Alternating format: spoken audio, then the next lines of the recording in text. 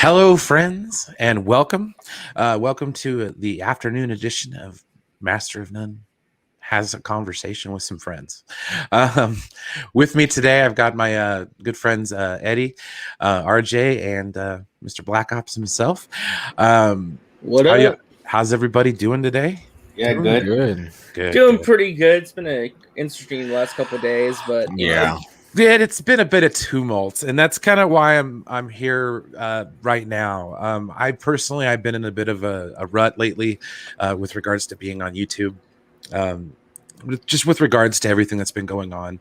Um, I mean, we all know what community we're a part of, and we all know what's been going on within it. Um, I kind of want to address the elephant in the room before we actually have a little bit of more of a fun stream, just because I think it needs to happen. Because I think people need to, and I've said this before, but I will keep reiterating until I'm blue in the face, until I get booted from the group myself. But calm down. Nothing is going to come from being angry. Nothing is going to come from throwing rocks at Warner Brothers. Um, Nothing is going to come from any of that stuff. So, on the contrary, if you want to see the Snyderverse continued, maybe a little bit of diplomacy would be called for. I mean, a lot of the people that actually committed the atrocities are no longer at Warner Brothers. I mean, some are, but some aren't. So, I mean, there's got to be room for compromise in a way to move forward, because I think before we were Snyder fans, we were DC fans. I mean, we liked Superman, Batman, all that kind of stuff. So it was just another interpretation. And that's what we argue about every night when someone brings up Christopher Reeve Superman or any other version of Superman. And we're just like, Man of yeah. Steel deserves its place in the sun too. Or on the Marvel side, Tobey Maguire and Tom Holland. Oh yeah, you know what I mean? So Oh, yeah. there's always that classic argument. And I think it's time, to somewhat put some of that to bed. You know what I mean? Just because personally I find it exhausting. Like I can't keep that argument up. Like seriously, who cares about the actor who plays Superman? Whether it's dark and gritty or light and airy, because at the end of the day, and we've said, we keep talking about it, like these movies are intended for children, to get younger generations and audiences involved in what is going on. So everybody's like, it's got to be an R-rated movie. It's like, well, how do you get kids into an R-rated movie? Yeah. You know what I mean? So it's like there's got to be a lot of give and take. And right now, with the way people and society, I think it's just there's none of that. You know what I mean? So I think, if I quit saying, you know what I mean? Jesus Christ, I was getting trolled for that the other night. God damn it. You know what I mean? Yeah, You know right. what I mean? It was pissing me off. I'm sorry. Okay, I know what you mean. Yeah, it's very difficult. Like, it's just been a wild, past couple months, to say the least, with especially the DC fandom and Snyder fans. But at least for me, just to overall say how I feel in as short as possible, I'm excited for whatever DC has to come out. I just want more content. That's Snyderverse, then I'm completely cool with it. I mean, I like what he has to offer for DC, but I just want more. And I'm just tired of this inside fighting and just all this drama with it. It's just I want DC content, and it's just I'm gonna take whatever I can get. Right. What do you think, RJ? I mean, jeez, I really don't even know where to start on this As a frontline soldier in this battlefield. Well, I would just say in the trenches point, every night. right. I mean, at this point, it's just been. I don't know how many more punches to the gut we need to take before people realize that maybe we need to stop, getting ourselves in the ring and not blocking, that's a boxing analogy for you, but cover up. Yeah, it's time to cover up and just step back a bit. Don't keep charging the bull. Take a second to just reevaluate things, because at this point, it's like people are fighting amongst themselves way too much. People are getting upset at each other. Friends are falling apart. It's like, take a goddamn step back for a moment. Just realize these are just movies at the end of the day. You know, Yeah, exactly. we love them. We love them, of course. But it's like sometimes you just need to like relax, right?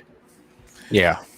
Well, there's something to be said about before social media where you can actually enjoy fandom by yourself, kind of thing, you know, just kind of like, oh man, I love that episode, and not have anybody else's opinion shape how you thought of that episode. Because I think all too often now it's like we come on here and talk, and it's like people who watch are like, oh, well, yeah, that's exactly how I feel about it too. It's like, well, is it? You know what I mean? So it's like, I don't know. Eddie, what do you think, man? Yeah, it's hard though, because I feel like when it comes to the Snyder, worst portion of DC, it's like they just keep coming to hits. Like something ends and then something new begins. It's like, when is it going to stop? To be honest, and I blame everyone, the fans, WB, everyone. To be honest, everyone could get the blame. It is tiresome because I even though people accuse me of being, either a secret Marvel lover, even though I said I love both, or a Snyder hater. I mean, I do prefer DC more. I always say it, but I'm not biased, or stuff like that. It's like, guys, just accept difference of opinions, accept other people feel certain ways about these movies, some more than others. I get passion, I get all of that, but there's a different type of passion that, like, yes, yeah, I get, you can make the claim that you're being passionate, but in the eyes of other people, you're just being obnoxious, toxic, and just just not reasonable at all. And it's frustrating. I keep seeing this stuff. Like, I'm sorry, but just to be real about it, WB does not care about us at all. They don't. They don't. They're proving at the end of the day. Yeah. Yeah, it's all about the bottom line, and it's all about the bonus. So you can bonus. So you can keep on. Oh, we trend at whatever time or whatever. Now, shut the fuck up. No, they don't care. Don't mean shit at the end of the day. Shut the fuck up already about we trend at this point or whatever. Give me a break with that bullshit. You know how many times you guys have done that already? It went to 1.5 million and they still didn't give a fuck.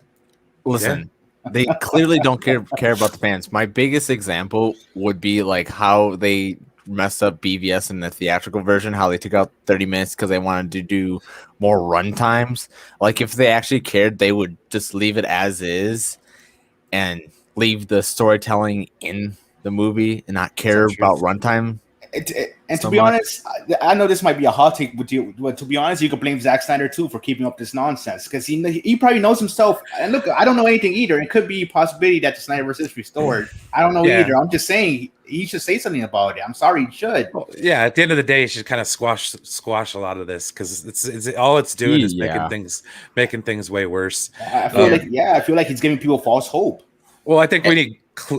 Basically, I think what we need at this situation is a little bit of closure, so we can all kind of just get on with our lives and move on with whatever's gonna happen. It's basically fear of the unknown at this point. That's I think fueling a lot of the fervor and a lot of the emotions. Because the thing is, DC fans are very emotional. They are like a tight knit family in many regards that have gone through a lot over the last 4 years. They have trust issues.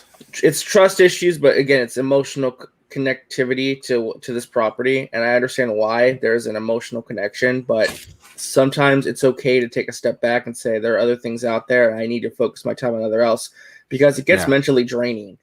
Like, I think a lot of people at this point are like mentally drained, demoralized, like they just need a break from this, Yeah, no, and that's kind of where I'm at.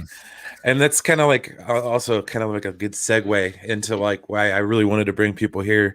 Like I said, I wanted to address the elephant in the room and why, kind of why I think certain aspects have gone off the rails, as it were. Well, yeah, this motion comic drama is like really, I think, have been just another punch in the gut over many punches to the gut in the last few weeks and the last month. Well, I mean, I think if William were here, he'd probably say that, it's their IP and they can do what they want with it, which I understand. Yeah. But, I get it. At the end of the day, fan films are fan films and fan art is fan art. Where do you draw the line? Yeah, no, I understand. Again, I don't, there are friends of ours that were working on this, and, it sucks for them. And I feel for them because there's a lot of heart and passion being put into it. I don't blame any of the artists for what happened with that controversy. I don't blame anyone. I think it just came down to bad management. You know, the leader of the project promises something. They are very vocal about it on many streams, saying this is what the project is, and you fail to deliver that, and you present a product that does not appear to be what you promised. Then obviously there's going to be backlash. Obviously, harassment is never okay, and I don't want anyone to get harassed or get bullied or anything. But you know, I mean, God, look at what happened to Ray Porter. Just the fact that he was involved, he got harassed on Twitter to the point where even he wanted to disengage with the fandom, right? Yeah, and that was just really sad to see because Ray Porter is a great guy. You know, he's a great person to talk to, and just overall, like, just such a nice guy. And see what he said on Twitter about it all. It was just really sad to see kind of what this fandom has done to so many people on some fronts. Well, yeah, and that's the thing. It's like, and I will admonish like the chat, like some of y'all need to chill the hell out, man. Like you're wound way too tight. Like I've been on so many chats and so many streams where it's just like if somebody like we were cool like a week ago, but I said something that was just like, contrary to what was going on in the chat. And it's like every single comment after that for the next 15 minutes is about how much of an asshole I am and how much I'm kissing WB's ass, for the mere suggestion of wanting to watch a movie. And I'm like, dude, I really don't care. I'm sorry you guys feel this way, but like that's the way nothing's gonna get done. Aren't people entitled to their own opinions, and it's not a hive mind? Exactly. That's why I keep saying, I say it over and over again. It's not a hive mind. We don't all are not like. Yeah. I don't mean to like change subjects, but there was just some breaking news that just happened. It's it's Marvel related. Oh, they just announced that they found the director for the Blade movie. It's going to begin production soon. It is a man by the name of Bassam Tariq, who's an indie filmmaker who directed Mowgli starring Riz Ahmed last year. So it's an unknown director, an indie director, but he's going to be directing the Blade movie. So that's moving along. So is there anything regarding like what rating they're going to try to go for? Anything like that? Absolutely nothing. They're just saying they found a director, and apparently they've been having meetings, and he had a presentation for his vision, and that's what's going on. So, well, and see exactly this stuff right here. Okay, Geek Studio is like one of the biggest dudes about DC, and one of the nicest guys on here. Like honestly, super nice. Yeah, like how dare these people get so upset over somebody wanting to watch the Suicide Squad? It's stupid as hell. It's dumb. Like it's like they're trying to control what you want to do. Like, okay, Geek. Like, if Geeks wants to see a movie, he can damn well go please to watch a movie. Like, listen, I'm gonna go watch this Suicide Squad. Because I want to see how good it is. I want to, it's DC. I want to support, a whole genre that I like, and I'm gonna go watch it. And if it's bad, I'll say it's bad. Yeah. But if it's good, I'll say it's good. I'm gonna be honest about it. Well, you guys know Barcy, right? She's a mod for Enosh, right? Yeah. She's like doesn't even really talk about DC stuff anymore. She's all focused on Star Wars because that's more positive and more fun for her to talk about at this point. Yeah, and I don't blame anyone from like moving on from this thing. It's getting. The kitchen is getting like it's not even a little too much. It's not even that the kitchen's hot. The kitchen is on fire. The oil's pouring everywhere. It's like grease is splashing everywhere. It's like cooks are running around. It's got the living room. Gordon Ramsay is yelling out obscenities. Like it's just trying to like leave the kitchen a little bit and go outside. Yeah, a lot of overburnt food. I mean, it's something that when it comes to the other movies, just to go back to the Geeks thing, I get it too. I always say I want to see stuff like the Suicide Squad, the Flash, because the Flash, nobody knows shit. Barcy is awesome. They still want to make efforts to shit on it, but something about that. No, you can talk about it. Man. It's just that with certain people, if you talk about those movies, so they probably won't want to hear you talk about them or anything like that. It's hard, to be honest with you. I like this other stuff, but I can't talk about it. I already know these people are gonna probably say something about it negatively. Well, like I said, you've been in the trenches too, man. Like you've been speaking your mind as far as what's been going on lately in the fandom too. So, and like I said, respect to that, because it takes a lot to kind of stand up to some of the abuse that you get for speaking your mind these days. Yeah. So it is what it is, though. I mean, I'll keep doing it. I already said it. I don't give a fuck. If you don't want to talk to me because of superheroes, then you're an idiot.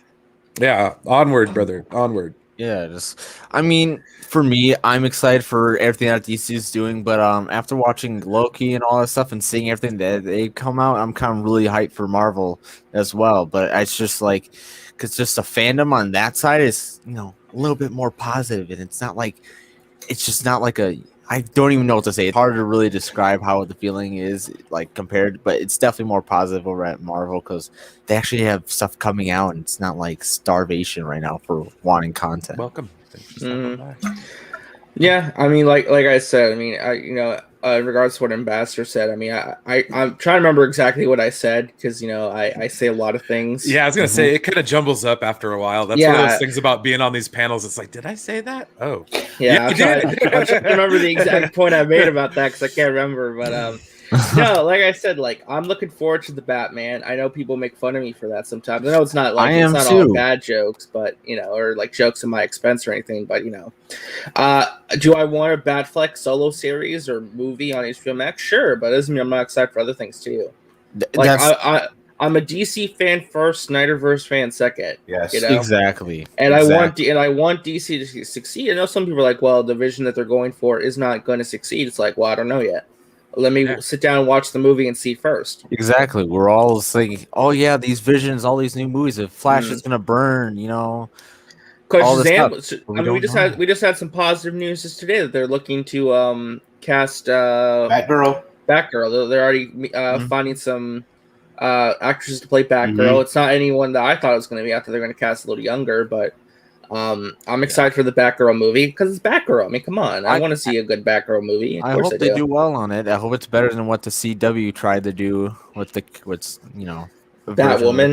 Yeah, Batwoman. Yeah. Yeah. Well, those are two different characters, though. To be fair, they haven't done Barbara Gordon. Well, I know that. I'm just saying that they tried to do well with the character or the different character, but it didn't really go well. So I hope they take lessons from kind of, you know what I mean? It's kind of hard to. I'm not thinking of words, but I hope they learn from the mistakes what they tried to do. Yeah. Well, it's funny that people bring up Jarbo because I don't know if this is just me, but it's funny. Back when like the Andy Signor drama was going down with Jody's Corner and everything like that, Matt was like the hero of this movement, right? He was like on the trenches fighting, he was like punching back, and then when the movie comes out and he says, "Nah, guys, I think it's over. Here's this, and this." Suddenly, he's like the greatest enemy. He's the villain of the story now. Well, that's the thing. They started having the writing on the wall before the movie came out, and you know what I mean. And I think a lot of it was like the leak. For Tom and Jerry. The Tom and you know Jerry what I mean? Leak, yeah. That kind of really started it. Like, I think, damn right, dude. $9.99 for this shirt on Amazon. I was like, what? Totally worth it. Totally worth it. And yes, I do love my Superman. And like I said, we will get to that here in a little bit. Like I said, we're just trying to get some of this out of the way, and then we're gonna have a little bit of fun talking about some of our favorite DC moments, as it were. Yeah, absolutely. Yeah. But I mean, just to kind of put a bow on this, everybody love everybody. I think Jackie Moon said it best in everybody love everybody. Come on. Oh yeah. Semi-pro. And every time I hear where she lives in Flint, and I'm like, the Flint Tropics. Oh yeah. That movie's hilarious. You're beautiful, Flint, Michigan. Oh my gosh. Yeah. Love me sexy. Oh god, yes. That movie's so funny. Gosh. Didn't he sing that like before every game? Mm-hmm. All that? Yep. Will Ferrell was fantastic. Dude, that I recently watched that movie. What the hell? Like 6 months ago. And that was just awesome. Nothing. It just says Henry Cavill has met with Marvel Studios in London.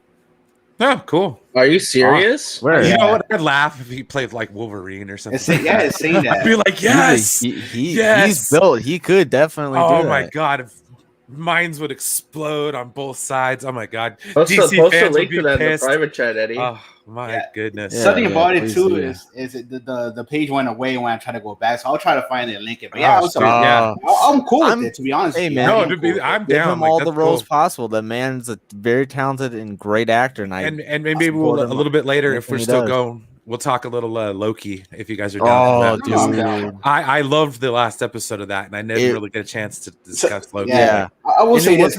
Yeah. People will have to calm down about it. I know some people will say, "Oh, look, it's over at Superman now." We don't know that just because he's meeting with Marvel. We don't know that. Yeah, he has a lot of roles. He's not going to just line up for one. He's going to take as much roles as he wants. Saying, he's an actor. I have a feeling like someone like Jarbo will say, "Look, it's over since he's in Marvel." He would do something like that too. Wolverine, he's done. That's what. Yeah. If anything, I'll make a clickbait video. If anything, I'll make a clickbait video right now after this. No, all I'll say about Loki is that from what I've read, it wasn't supposed to be, 6 episodes. It was actually supposed to be like, I think 10 or 12, but because of COVID, it was cut down to 6. And so that's why they're doing a season 2. It was always planned to be a season 2, but it's just COVID. But yeah, so this is not even, the last episode wasn't even supposed to be the crazy part. It's supposed to be kind of like the beginning of the crazy stuff. Yeah, I could possibly see that. Yeah, I'm gonna laugh so hard if he goes to Marvel. So I think I found it. The link. So I hey man, if he goes to Marvel, I know he wanted to be in Marvel and do something if they gave him the chance. I read something a long time ago, but I'm excited to see what he'll play. Yeah, no, for sure. Wolverine's a good option. I think it was. All right. Now I feel like making a clickbait video now just to get people back. It's a small screen. I don't know. Yeah, I don't know. Sometimes small screen can get stuff right. I don't know. Yeah. Okay. This is what they say. I was informed that Cavill visited Disney's London offices and was flaked by a number of people. What is that? My sources went on to specify that Cavill was there to have a chat with some of Marvel's people in London. What are the sources? Meeting people face to face. Their sources are Doomcock. Yeah, however, my sources did add that everyone was adhering to the correct COVID-19 protocols. Everyone was wearing a mask and social distance. So, what? Okay. Well, if not like Wolverine, maybe like Cyclops. Yeah, I was gonna say Captain Britain, like 80s style Cyclops, man. I was gonna say either Captain Britain or Sentry. There you go. Yeah, I forgot Captain Britain. Yeah, but he says later in the article, this all comes after there's been countless rumors that Marvel's Kevin Feige is interested in getting Henry Cavill to play Captain Britain. Oh, well, there you go, RJ. Okay. I wouldn't care. Yeah, you need a shorter Wolverine. I agree. This is funny because right after that, this is what the small screen says. The only thing against him is the fact that his schedule is getting very busy and he is still technically Superman in the DCEU. However, that could all change very quickly, especially given how much of a mess the DC comic book movies are right now. That's an understatement, but yeah. Yeah. And they say Henry Cavill won't be cheap, and Marvel's been looking to cast lesser-known actors in some of their newer roles recently. But he's not a lesser-known actor. He's a bigger actor. The Witcher, all this stuff. It's not like he's like a no-name. Yeah, and that's not small potatoes. Mm-hmm. He's a big actor now. Hell, I'd like to see him take on Bond, to be perfect. Exactly. Yeah, that's another huge role. I know he said he possibly wants to. Oh man, that'd be great.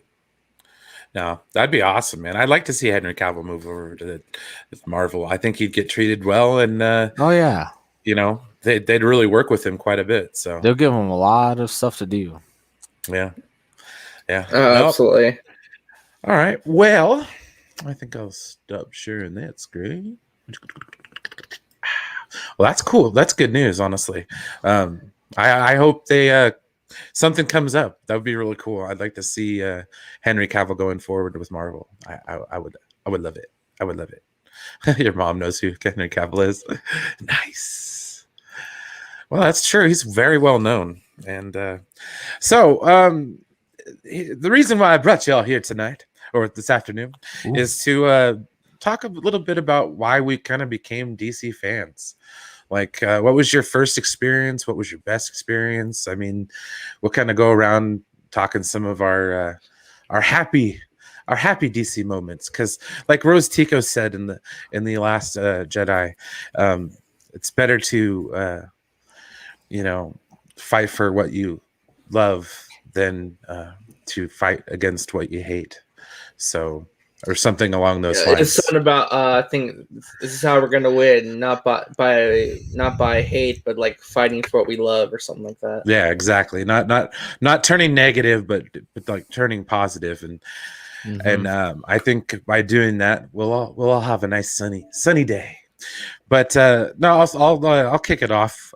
For me, the first ever DC anything I ever saw was the first two Superman movies. The the original one, and then Superman 2. I remember when I was a kid, Zod used to scare the crap out of me. It was just like, oh my gosh. And then after that, it was 3 and 4. Nuclear Man was like, oh dude, when he had the nails and he like dug them into Superman, like that was nuts, man. If you've ever seen Superman 4, it's quite interesting. And then of course Batman 89, but that kind of started when I was old enough to go to theaters. And my first theater experience with Batman or with DC was Batman Returns. I saw that in the theaters. That was my first movie. All right, Ambassador, take it easy, brother. Thanks for stopping by, man. See ya. See ya. Later, bud. Eddie, what's your DC memory / WrestleMania moment? No, I'm just kidding.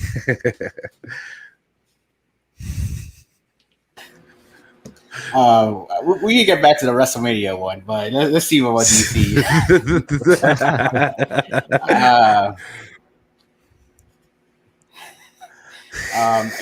It's hard. Now you actually have me thinking about it too. The WrestleMania one. When DX and NWO came down. Eddie comes out. You see the Stone Cold glass break. Oh my gosh. It's hard. I think you guys are funny. I think for me, it's more on the animated side. I'm pretty sure the first experience I had was watching the cartoons like Batman the anime series or Justice League, Superman anime series. I'm pretty sure I watched all of them at once. I was like, oh, what's this stuff? And I just got into it, like just watching the cartoons from the early 2000s. Well, I like it because you can go back. Like with HBO Max, I've been watching Superman the animated series. I've been watching that a lot, and I've also been watching the Batman the animated series. And I forgot about a lot of it because it's been such a long time. Hey, this year. What's up, Enosh? It's funny though about that because because that was my first experience, so I didn't know what any of that was. I just saw people in costumes. I was like, what the hell is this? Like I was a little kid. I was like, what the hell is this? And I liked it, and that made me try to look for everything that involved these characters. Oh, it's all good. For me, it was like the Nuclear Man fingernails. Like, yeah, I actually have a funny story about my first exposure to DC. So I think it was some of the cartoons from the movie, but so back in 2005. A little movie called War of the Worlds came out, directed by Steven Spielberg and had Tom Cruise. Yeah. My grandparents wanted to see it, and I was 6 years old, I think. So my brother and I got dragged to it, and we sat front row. It was a big movie, summer season. I was like, oh, is everything fun? I was like, oh, okay, it's a cool little movie. Then the aliens land, and the aliens start disintegrating everybody, and the loud siren noises come. And I was scared out of my mind. I was like crying. The bass? Yeah, the bass. It was terrifying. It is like one of those sounds that I literally went back and would play on my speakers because I want to test out how good my speakers are. I just simply played that sound and just like shook my table. Yeah, it's like it's really loud. Yeah, it's really loud, and then people get disintegrated in like one hit, and all these people are dying. It was like horrifying. It's horrified, right? So I was crying. I wanted to leave. So my grandma is like, okay. So she took us to go sneak into another movie, and the movie she snuck us into was Batman Begins. Now we snuck in, so we snuck in and we sat down, and there's a guy with glasses sitting with a prisoner. And I was like, okay, it's Batman. My grandma's like, oh, it's Batman. Everything's fine. So we get to the scene, and all of a sudden, where is he? No, not even that. Scarecrow puts his mask on, and then his bats coming out of his mouth, and I'm like, "Oh Jesus, today's is not my day." I like the movie though. I enjoyed the movie. I would do it though, honestly. Yeah. What year did Batman Begins come out? 2005. It was like the same week. Yeah. I was 4. It was like a couple weekends when that came out. Man, damn. Yeah. See, I love Batman Begins, but I was like, anytime Scarecrow's on screen, I just close my eyes. I was like, I can't handle this today. I'm just like, I'm 6 years old. I just want to go home. Yeah. I'm younger. Yeah. But yeah. I know what you mean, RJ. Yeah, but Batman Begins is one of my favorite DC movies, so I love Batman Begins. Yeah, I love the whole trilogy. It's great. It's one of the better intro stories for Batman that they put on film. Like, I like that quite a bit. Yeah. And Black Ops. What you got, man? Man, I had to I've been thinking about it a lot. I think since was it Michael Keaton ones, I think those were the first kind of DC films I saw when I was younger because my dad had them on DVD and all that stuff.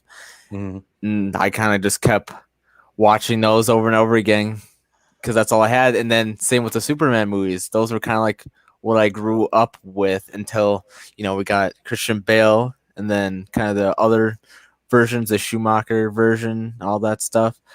But I would say probably Batman, the first Batman with Michael Keaton was probably my first DC film. But yeah. Oh, that's a great movie. I mean, yeah, it's so quotable.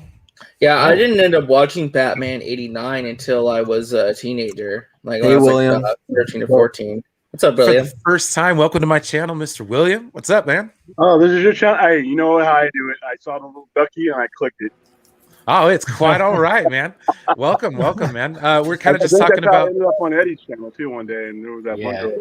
Then you had a debate, right? No, it's perfect timing. We're basically just kind of shooting the shit, talking about what our favorite kind of what got us into DC in the first place, why we became a fan of DC. So I mean, if you want, go right ahead, man. It was the comics. I mean, literally the comics back in I mean, it was literally one half. You didn't, when I started collecting, there wasn't very many other than Marvel and DC. It was those two big titles. You had some stuff, some offshoot stuff, but not very much. For the most part, you had 90 to 95% of the market was either Marvel or DC, and most of those guys floated between companies. Like at the time I started collecting, Frank Miller was working for both Marvel and DC. Most of your guys were freelancers. There were no such things as contract artists. Unless you were Chris Claremont, or pretty much that was it. Because even the bigger guys like John Byrne were freelancers. They went from one company to another. So that's generally how I got in. Is literally buy the source material. Nice, dude. That's amazing. Because I mean, for us, a lot of us, it's been animated series or movies or TV shows or something like that. So I mean, it's really cool to go back and that's where you got your start, was from the actual printed material. That's really cool. Yeah, there were no cartoons. I mean, and even when the cartoons first came out, most of us collectors dismissed the cartoons simply because it was like a slap in the face. Oh, it was kids Saturday morning kind of cartoon type stuff, Here's the problem: you're making a cartoon about Batman at the period of time, the 5-year window where Batman is at his most violent and most adult oriented, and here you come with a cartoon for kids about a character who is not a kid's cartoon character. Oh yeah, most of us had to get over the fact that the Adam West thing, even though a lot of people have good memories about Adam West, Batman. You spent the next 30 years undoing the effect that had on being able to take the character seriously. And in order for Batman to be successful, he has to be taken seriously. So you couldn't have him surfing and doing 60 dances. So when Dark Knight came along, Killing Joke came along, Batman Year 1, Year 2 came on, those are the things that kind of defined him. And all of a sudden, here we got a kid's cartoon. So wasn't what people look at it as now. Like I said, a lot of you guys grew up with cartoons, Batman. I grew up with violent Batman. I grew up, you grew up with Mark Hamill's Joker. I grew up in the Joker who paralyzed the woman and put her in a wheelchair. But Enosh says, but William, Adam West is the one true Batman.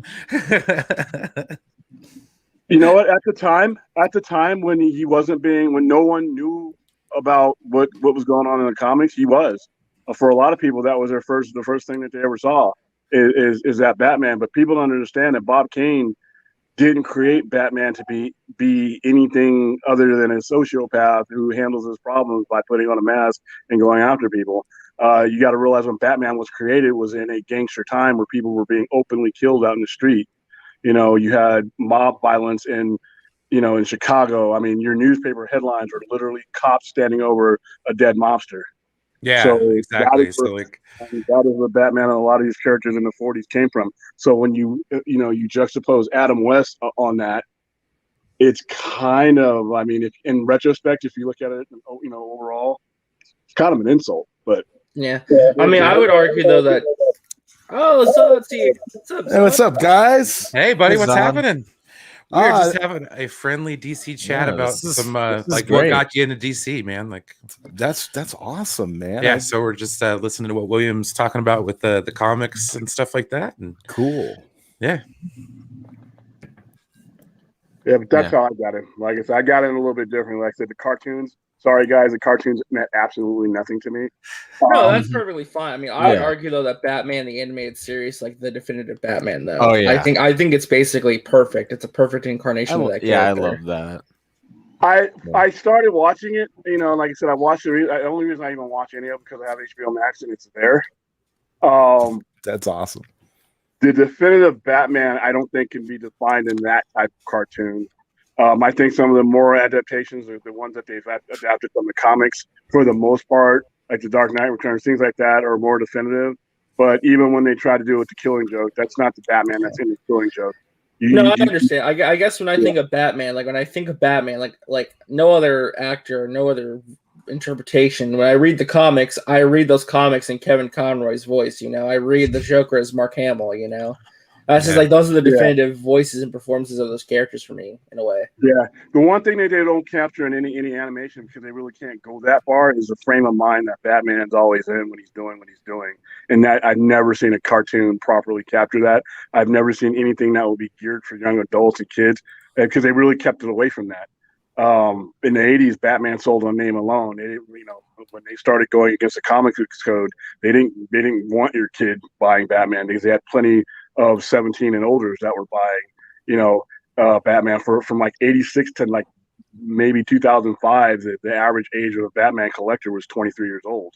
So, the cartoons just didn't fit into what they were trying to portray as Batman. It matures like a fine wine. So, Mr. Zod, welcome. How about you, man? What's your first / happiest memory with DC? Then the first DC comic I ever got was a Superman comic book back when I was 6 years old, and it was a reprint of the Action Comics, the very first Superman comic where Superman is holding the car over, picking the car up, and I remember being a kid and being so excited, and it just carried me on through an adult. I collected comic books for so many years, and you had all the like super friends toys and all that kind of stuff growing up, and it just for me it was a very very very loving and supportive thing because my family always knew I was into comics, so I was always getting that kind of stuff as gifts, toys and comic books and things of that nature. So I never stopped being a fan. And that's what it is. And I was a Marvel fan too. I mean, I read Marvel comics growing up as a kid. I read a lot of Spider-Man growing up as a kid. Read a lot of X-Men. The whole thing for me though was I was always more of a DC fan than a Marvel fan, and that carried on into adulthood too. So.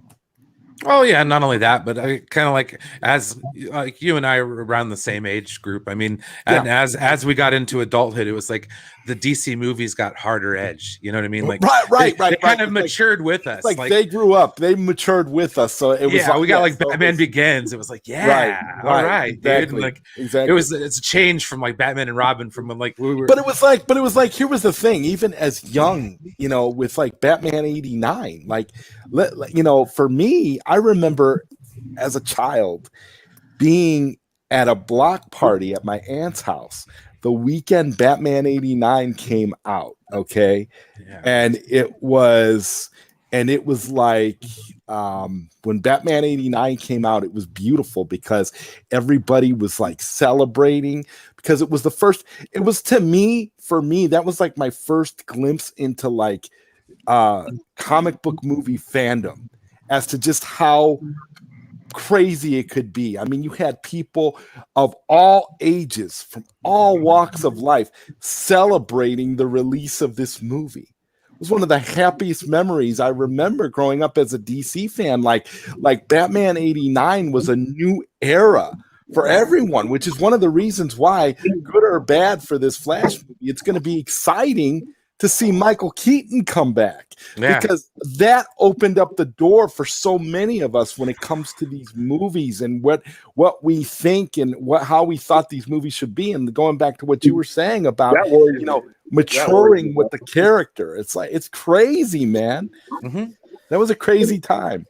The Michael Keaton thing really, and so somebody who was a card carrying member in line in my hometown on the very first day, I remember being the first person in line that day to see Michael Keaton's Batman in 1989. I'm 46 years old. If you aim your audience, your money-making demographic at guys like me, you're going to be out on this corner of the strip selling oranges and T-shirts. It's a real risky proposition. I know the nostalgia, but at the same time, once again, your average moviegoer for these type of films is you're talking about a 32-year-old movie.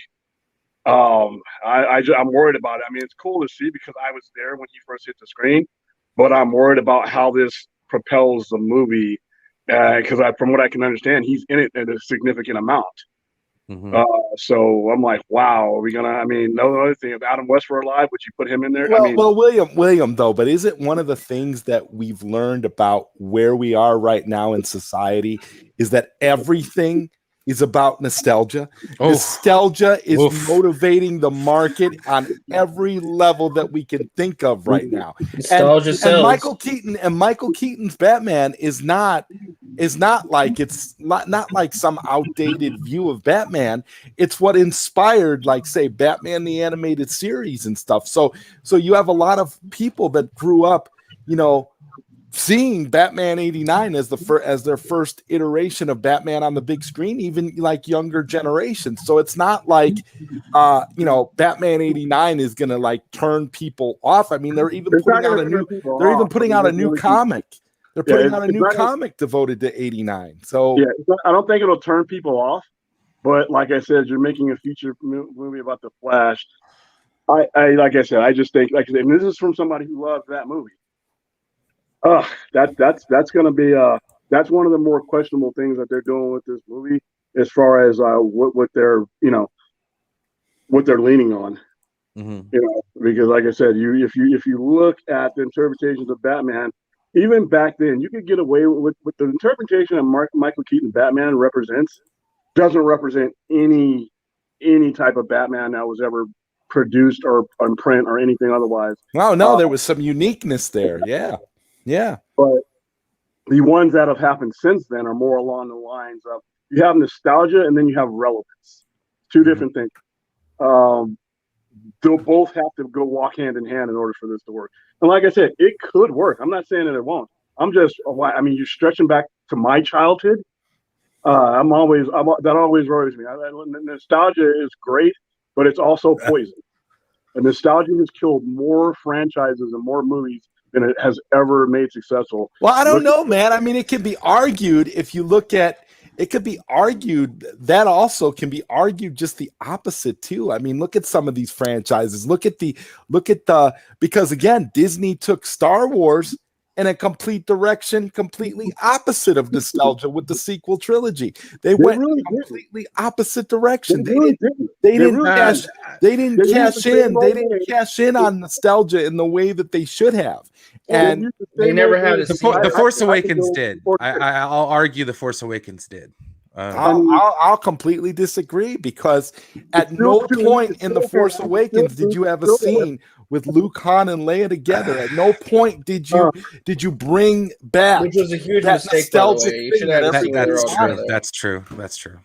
And this, like I said, we're making a new Star Wars movie, making a new set of Star Wars movies, and we're still dealing with the ones that I paid a ticket with my old man to go see.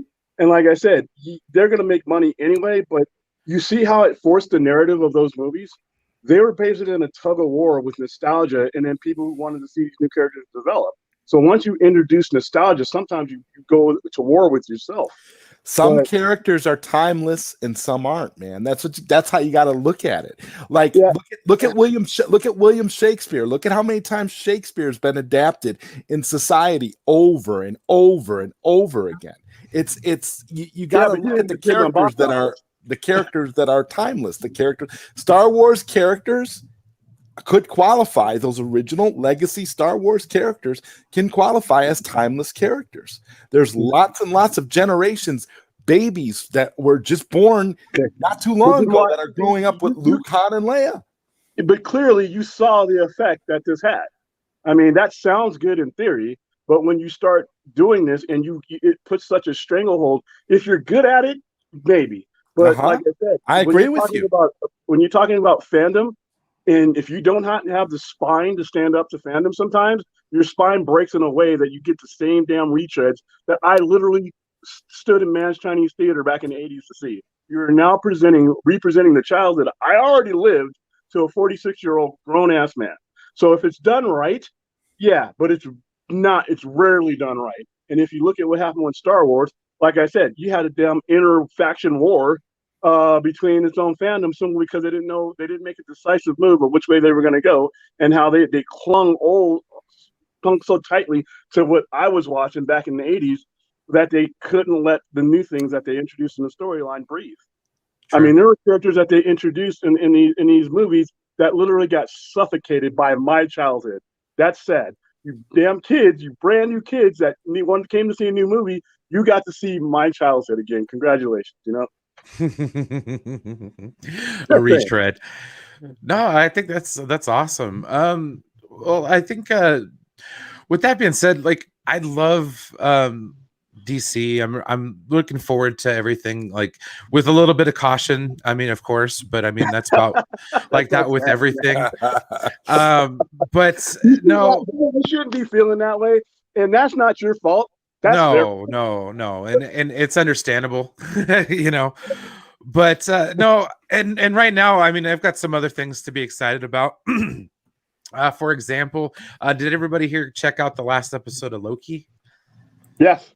Yeah, I watched it. I still have not seen a single episode of Loki. Ooh, so. Wow, dude, bro, you got to check it out. It's actually pretty good. Out of all the TV shows they've set up with the new MCU type stuff, I'll take your word for it and check it out, man. I don't know, because like I said, it took me forever to finally watch and get through WandaVision. It took me a while, but I was able to do it. WandaVision is a tougher watch. So. Yeah, really? No. Okay. Yeah. All right. Yeah, Loki. It's really good because it sets up so much. Like, it kind of laid the foundation for a lot of stuff. Yeah, I enjoyed Falcon and the Winter Soldier as well. I thought that was. That's another one I haven't seen yet. Oh, Falcon that's another. Dude, you're in for a treat, man. Just binge the hell out of them. See, that's honestly something I wish I would have done. Like, is to wait a little bit and then kind of. To binge them all out and stuff like that. Oh my god, it'd be so much true, fun. But I just like being part of the conversation, though, because I feel like if you miss very true. Part of the, Yeah. Well, you can't miss certain episodes, because then, like I said, at 12:01, 3:00 in the morning. Spoilers. Well, that's if you want to be part of that conversation, though. I never wanted to be, so I didn't care. True. I was like, I would wait if I would wait, and that's why I said after my experience with WandaVision, I was like, I'm gonna wait on all of these, and I'm gonna wait and see what my friends are talking about, see what they say. And Brian, it's like, yeah, you're telling me, and it's like you were the one that you turned me on with Star Trek Lower Decks. You were like, man, you got to check it out, you got to give it a chance, and you were right. And so I'm like, okay, well, cool. So it's like, yeah, I'll check out Loki, man. I'll have to binge it. I'm gonna binge that one and the Winter Soldier show. So I'm not for sure this is clickbait or not, but I just saw this. It's like breaking news or something that this is from Complicast too, so take this with a grain of salt. I just got the notification in my feed. Mm-hmm. Breaking news: the Flash movie will feature Batman '89's version of the Flash. So you're gonna have two different Flashes. And allegedly that version of the Flash is gonna be evil too, by the way. Professor Zoom? No, apparently it's gonna be Flash. It's gonna be an evil version of Barry Allen, allegedly. Interesting. I know I saw pictures of him today where he's talking to his younger self. So Barry Allen's talking to a younger Barry Allen. So, like I said, what they really need to do with this movie is stop. Is create a campaign to get me going about this movie. I got a feeling we're gonna get to a month before this movie, and they're gonna just try to flood a bunch of stuff. But the problem with that is the narrative has already been hijacked by knuckleheads. Right now, what you just said a couple minutes ago, you're with caution. When I hear a fan say that, I blame that 100% on the production company.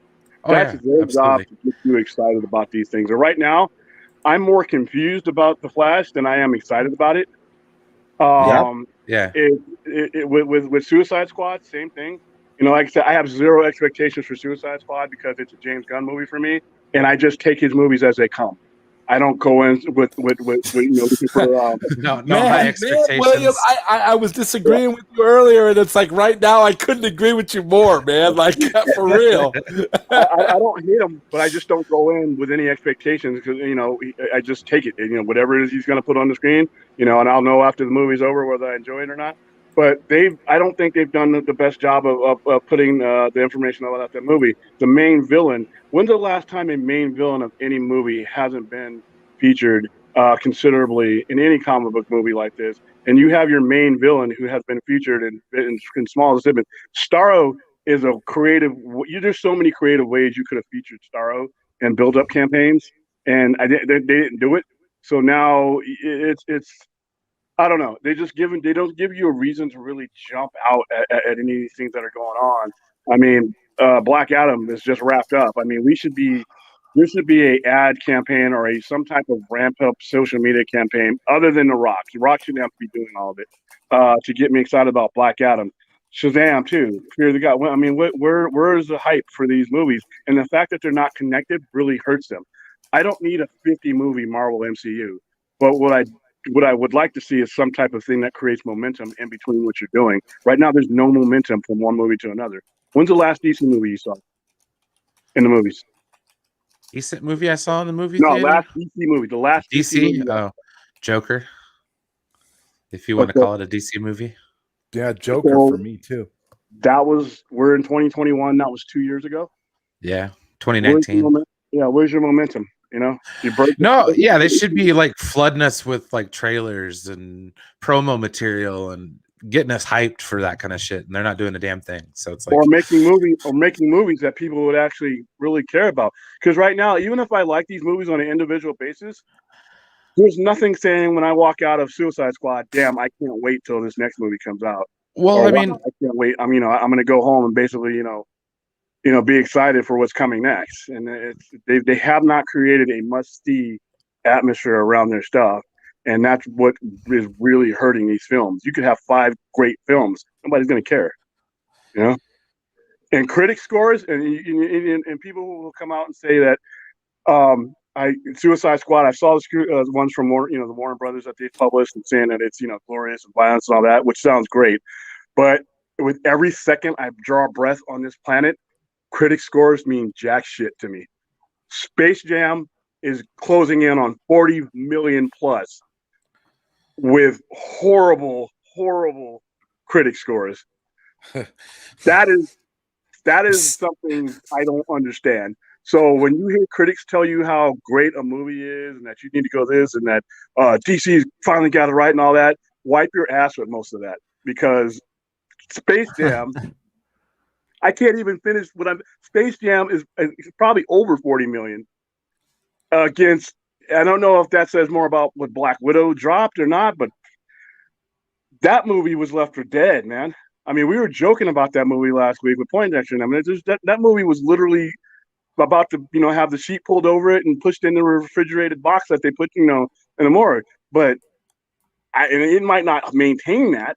But once again, that's the critic hype for Suicide Squad has me worried because that seems manufactured, and who knows how that movie's going to be. And whereas Space Jam was like, they were joking about how bad that movie was in the reviews.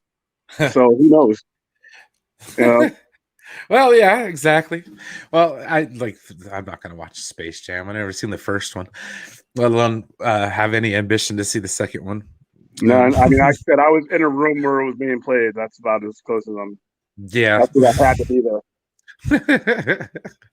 I mean, I dropped the $30. I'd rather just I dropped the $30 and watched Black Widow instead. So that's what I did. Yeah, that's that's an unfortunate. They had a 79% drop from one weekend to another, but. Oof. But a lot of, they're blaming Disney Plus because of the $30. But you know what? If you got a family of 4 and you're coming out of the pandemic economy, $30 is $30, man. Maybe $30 makes more sense, because guess what? You may not see the movie otherwise. I spent $30 on myself last time I went to the theaters, man. Yeah, it's not cheap. I spent like 60, 70 for 4 people to go to an IMAX showing of Black Widow. So, and you got kids with you, and they've got those buckets, those collector buckets, and then you got popcorn. Like yeah, I did get the collector's bucket for Black Widow at AMC. I was like, it's my first time back to the movies. Get a collector's bucket. Why not? Well, you always got to get the reflector cup. You know what I mean? Come on. That's by the time you leave the cinema, you may have to leave one of your kids there, but as collateral. So, $30 price tag is appealing. The studios can't wait to get rid of this though. Once this year's over and the day in and day in, they're going to be done. Oh, especially because of the drop that Black Widow had in the second weekend. Because I think everyone's just watching on Disney Plus and buying it there. Like the theaters are like, nope, please no more of this, no more. Yeah, no, they're hurting bad. The NATO, the theater organization, National Theater Organization, they're big proponents of getting rid of the day in. But here's the thing: the good thing about day in and day in is that some of these movies, people would not have given a chance to see if it wasn't for the fact that they could just click on their screen and see it. Some of these movies, and that's important because, okay, yeah, you didn't make a bunch of money, with the first one you released, but guess what? I got a chance to see it now, and when you do release that second one that you want my full money for, I'm persuaded now because I saw the first one. But if I never get to see it, you have in some cases these great movies that are just going to sit there and not get the traction that they could have gotten when, hey, you know what? It takes me 2 seconds to click on something. If I don't like it, I click on something else. But if I like it, you've got a fan for me now. You may not have gotten that immediate front-loaded money, but you've got me indoctrinated into your religion. Yeah. Like dude, you brought me in. Now, what else are you going to show me? I know a lot of people who are not going to go see Dune in the theater. I know a lot of people. I found like 3 people. I'm one of them. I'm like, I don't care. I'm surrounded by geeks on a daily basis, and I've have 3 people in my circles that are going to go pay to see this movie, and 4 if you include me.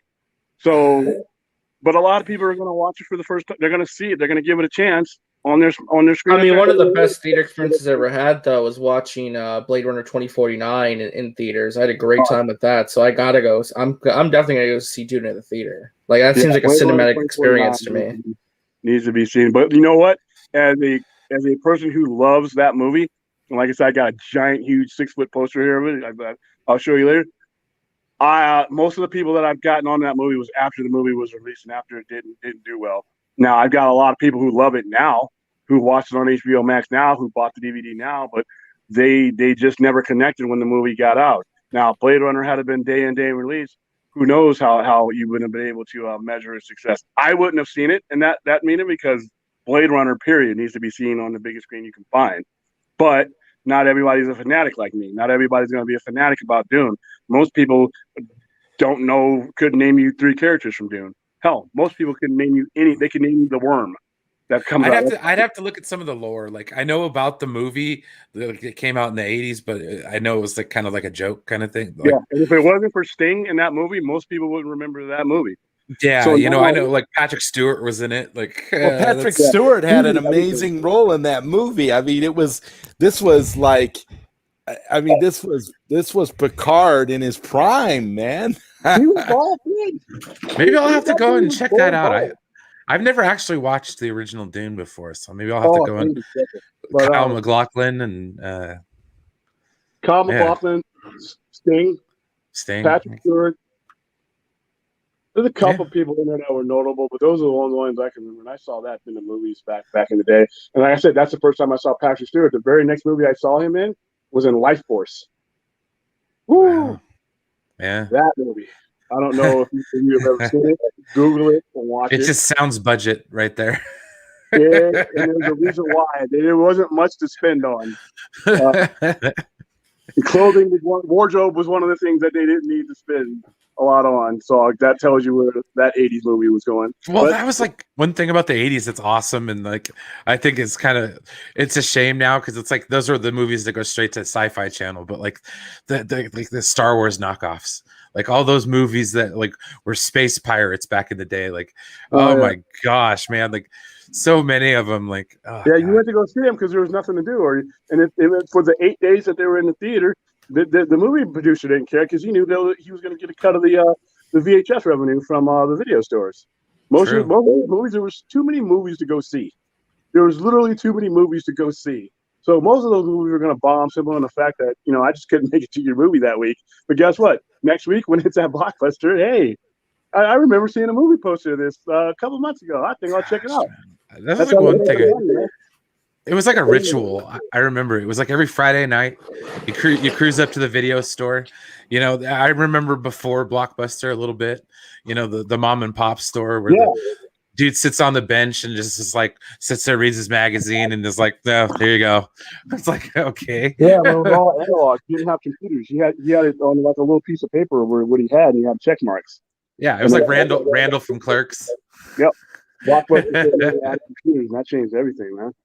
But yeah, that's how most of the movies in the 80s, that's the way they did it. But nowadays, like I said, most of these movies are long. I mean, Dune is 2 hours plus. Blade Runner was 2 hours and 45 minutes. Oh no, I wasn't calling Dune a Star Wars knockoff. I was talking about like the other ones, like Space Ice Pirates. Yeah.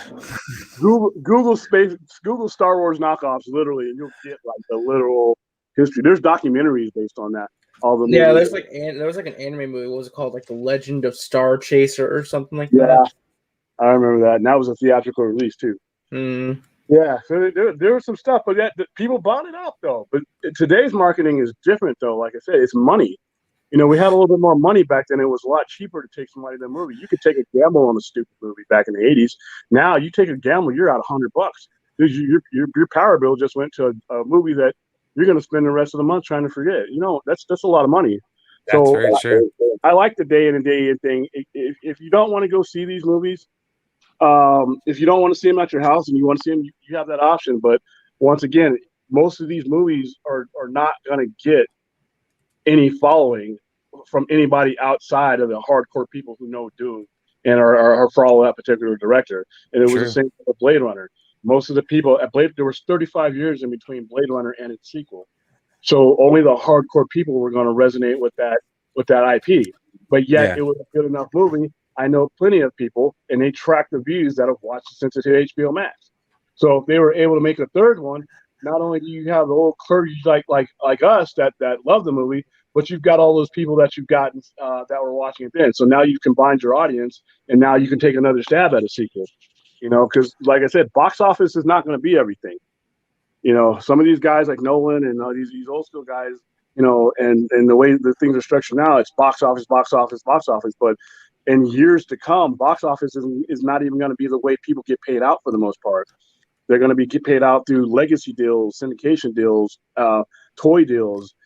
Streaming, you're going to get a percentage of what your movie does as far as reflective of streaming revenue. So the box office stuff is going to go away, and that's why guys like Emmerich and guys like Hamada. These are guys that came up through where you got fired if your movie bombed. Yeah. Well, now you can, if Space Jam wasn't, you had day and day release with Space Jam, and then you had all kinds of different ways to go see it and the ways to go hype it. And even if it doesn't make the 150 million outright in the box office that they spent on it, there's other ways that movie's going to make money. They've already made money in marketing deals that have already pretty much covered just with product placement alone, that have covered what they spent on it. Yeah. Whereas 10 years, when the original, back in the 80s and 90s, there wasn't those things in place. You didn't have streaming. So if you spent $100 million on a movie and it drew 125 million, then now you start seeing people disappear and new people in their jobs. Yeah, because that would cost your job. Yeah. All right. So Benson has a question. He says, Brian, do you think putting movies on Disney Plus increases piracy? That movie was also available download the same day. Yes, it does a little bit. Yes and no. I think a lot of people have Disney Plus. So I mean, at that point, it's like, what's the point? Well, the piracy issue is mostly overseas, like in China right now, because there's already an HD like 4K rip of Black Widow, for example. They're talking about. Because remember, China doesn't have an official release date for the movie yet. They approved it. There's no release date, though. And they're talking about how potentially the box office for China might be affected because a lot of people are already pirating the movie. Because it was day and date digital, so there's already a 4K rip out there. Anything that goes digital, anytime a movie goes digital, it's going to be available on the internet somewhere for you to download for free. That's just the nature of the beast. It's been like that for a long, long time. But as far as like domestic, like, I don't think it hurts it at all domestically because, again, like you've just said, RJ, most people have Disney Plus that care about this stuff, that want to watch this stuff. So if you pirate it and you live in the United States when you can have access to Disney Plus, you were never going to pay to see it anyway, and you were never going to download. You were never going to watch it on Disney Plus. So so that's kind of the reality of that. Yeah.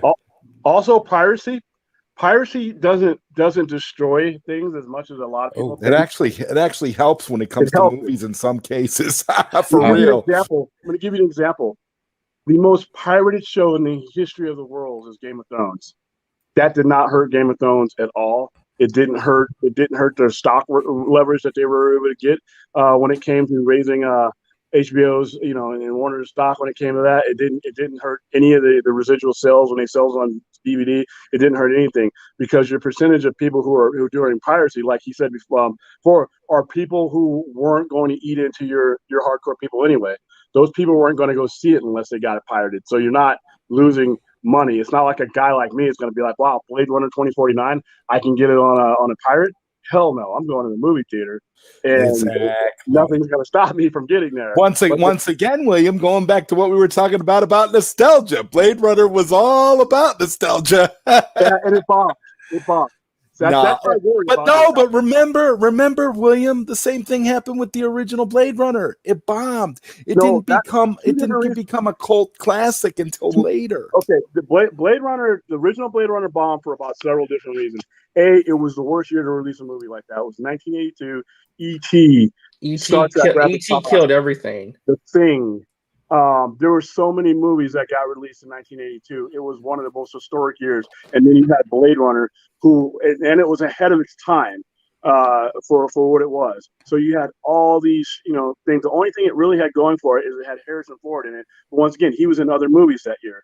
So it really fell between the cracks. So it bombed for those type of reasons. But 2049 bombed. A, marketing wasn't that great. B, it's 35. You literally, if you were an embryo the day that the original was released, you're a 35-year-old man now with really no connection to this movie like we did. So they needed to do a different marketing campaign to make those connections. But once again, I'm actually surprised they released it at all. That they came out with a sequel at all, dude. That's why I'm saying. But when you mess around with nostalgia, it's a 50-50 game. Because you're relying on memory, you're relying on how someone felt when they saw that theater, and I loved that movie, William. Oh, 2049?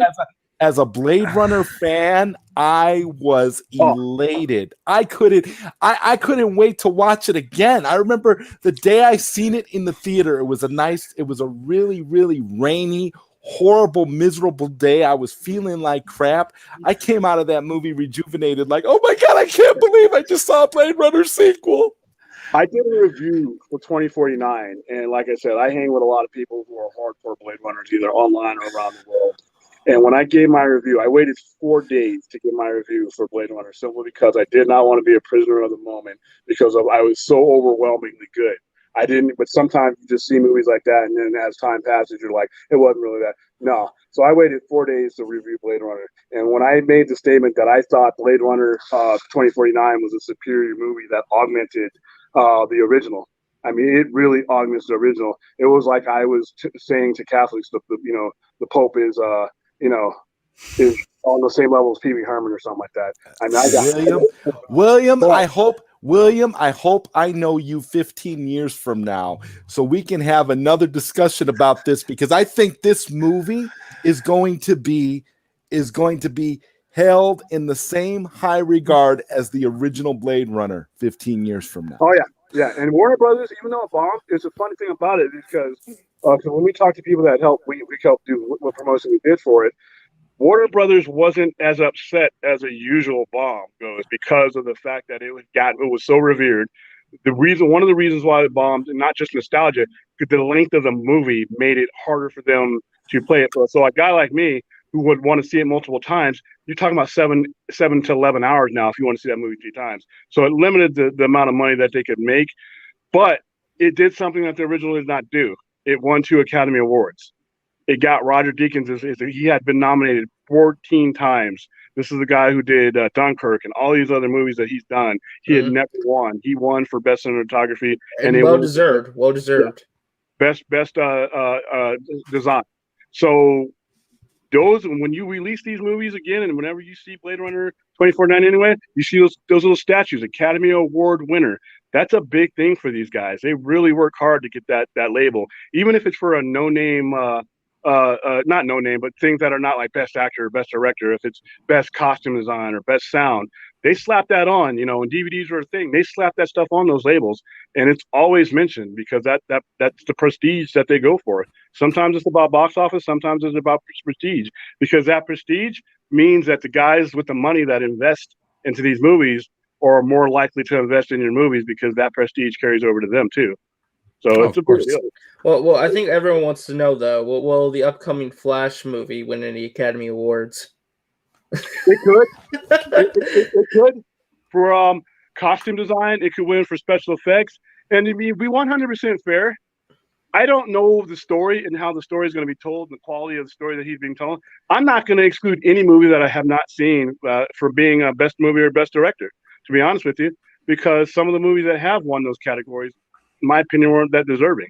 So Andy Muschietti could put together a masterpiece, but as far as visual effects and things like that, they're definitely. This might be a hot take. I want to ask you, William. Have you seen a movie that came out a couple years ago called it was called Virtual Revolution 2047? Have you seen this movie? I've heard of it, but I have not seen it. I highly recommend it to you because it has a Blade Runner-esque story, but it deals a lot with virtual reality and the bridge between the two, between real life and the virtual world. It is an incredible movie. It's an indie movie.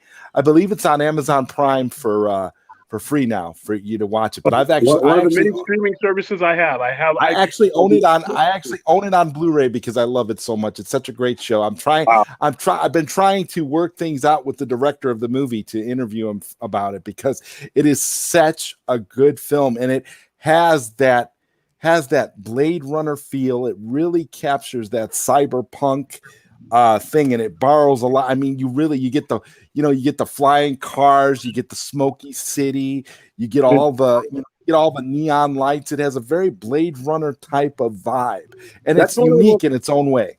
The ironic thing about Blade Runner, even though it originally bombed, it's one of the most influential movies ever made. Akira. Yes. There's all kinds of movies Yes. throughout the 80s. And ironically, um, the original 1989 Batman was the Gotham City was inspired. Anton First did the set direction on that, and he was inspired by Yes. Sid Mead. Yes. So you know, there's a lot of influence that Blade Runner carries throughout the day. A If you watch perfect weekend, William, is Blade Runner, the Blade Runner sequel, Akira, and Virtual Revolution. I'm telling you, man. oh yeah, you could go even further. You can go like a whole week if you just did like a film festival of films that were influenced by Blade Runner. You're gonna find some stuff that is like that you don't even know an entire about. genre. Yes. Yeah. Yes, and exactly. Created by a movie that lost money. So Hey, Max is here. But like you said, the prestige is more of the cultural impact cannot be overstated at all. No, it was worth the hit for them. Even Blade Runner, like I said, if Denny Villeneuve came to them and said, "I want to do a Blade Runner 3," that movie's going to get greenlit. I thought they were going to do. I thought they were going to do it. I thought at some point they had said something about that they were going to do it. A Blade Runner 3. There was supposed to be, but the difference is Denny Villeneuve wants to do something that's not necessarily tied directly to what the movie he just did in that same universe, in that same atmosphere and time. And I think Hampton Fisher had this screenplay already written for a third one, so I guess it's somewhere in between there. Plus, you have him doing a lot of. I mean, he just got done with Dune. Yeah. And you got Ridley Scott, who's still working on TV shows and movies, is 83. So there's a lot of stuff being compressed into a lot of time. So I think you'll see something pretty soon. But like I said, I think Dune's going to bomb in the theaters. I hope not. I hope it doesn't, but I don't think that's going to matter because I think come Oscar time, it's going to stomp out its competition. Everything. Yes. Here's a good question. Will Space Jam: A New Legacy win any Oscars? It's good. No, Space Jam: The New Legacy is going to win a Razzie. That's what it's going to win. It's going to clean up. It's going to clean up. If you say it was best animation, I mean, I don't know. I mean, it depends on what's released. You could have advertisement. You can have absolute garbage release from this point till in December. Who knows? But Space Jam was absolute garbage. It's all over Candy Crush. It's annoying. Oh God. They got their money. I don't know how they got White Walkers into a kid movies, but there's a lot of IPs that Warner Brothers has that aren't necessarily kid friendly, but they're in that movie. Did you guys see what happened on ESPN by the way with Space Jam? During the last NBA Finals game, LeBron James was in attendance, and underneath his name, they put LeBron James, star of the new Space Jam movie, and they put underneath that 31% on Rotten Tomatoes, 4.5 out of 10 IMDb, and like 40 on Metacritic. Like they're basically trying to mess with them and say that his movie sucked underneath when they were saying he was at the game. Yeah, I saw that. And remember, that's on ESPN. That was on ABC and ESPN, so Disney did that. Well, people got to realize that these movies. Whenever a movie is released, there's no guarantee that it was released for us. And I was trying to say the other night is everybody was trashing it. And I'm not defending it, but when everybody doesn't say it's going to bomb. Wait, hold on. Is this true? Is Space Jam part of the Snyderverse? They do have posters in there. They do have the Man of Steel and BVS posters and stuff like that in it. Hey, but it's Warner property. Why not? Yeah, why not? We'll hide it in the background. You won't see the characters, but yeah. It continues on somehow. Space Jam universe. I mean, the Wonder Woman theme is in the movie too.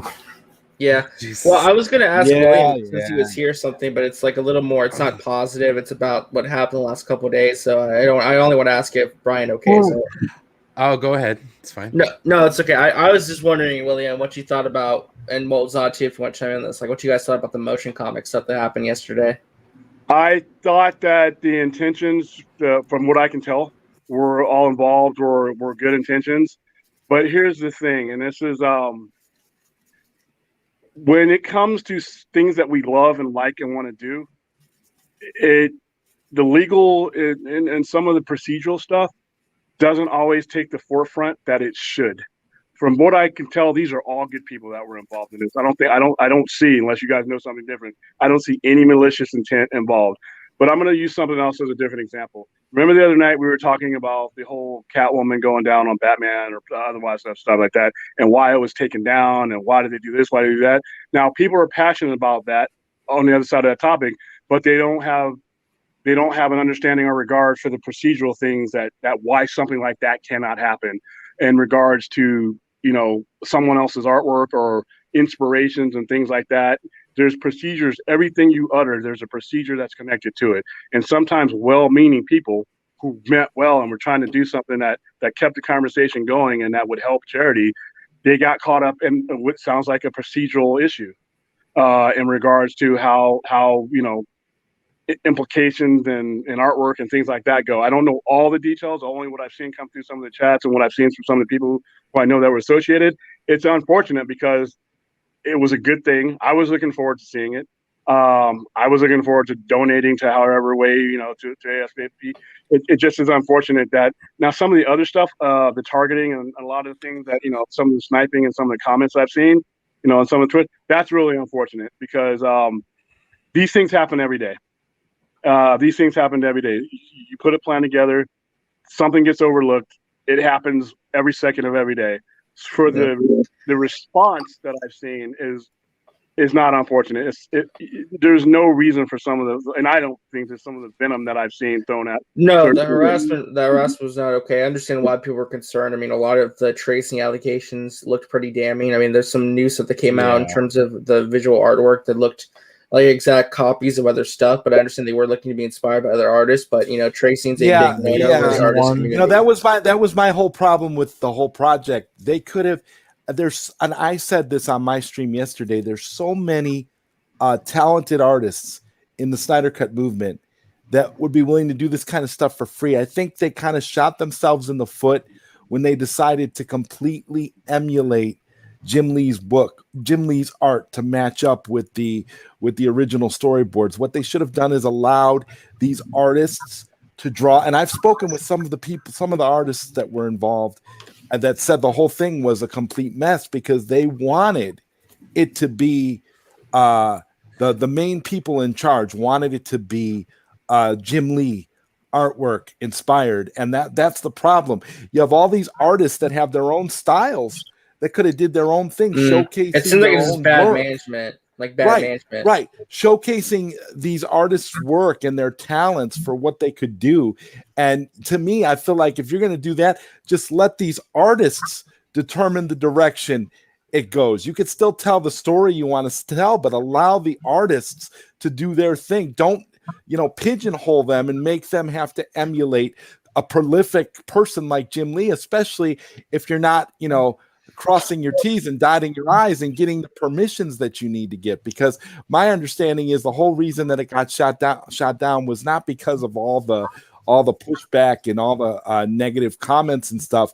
My understanding is it got shut down because they didn't have their legal ducks in a row. There was a lot of stuff that they needed to get approved that they didn't. And if you don't get that stuff approved, WB is going to come at you. They there's a lot of IP that's their intellectual property. They're not going to just let you just do that. And then they're going to use Ray Porter as the voice of Darkseid. Now, are you for real?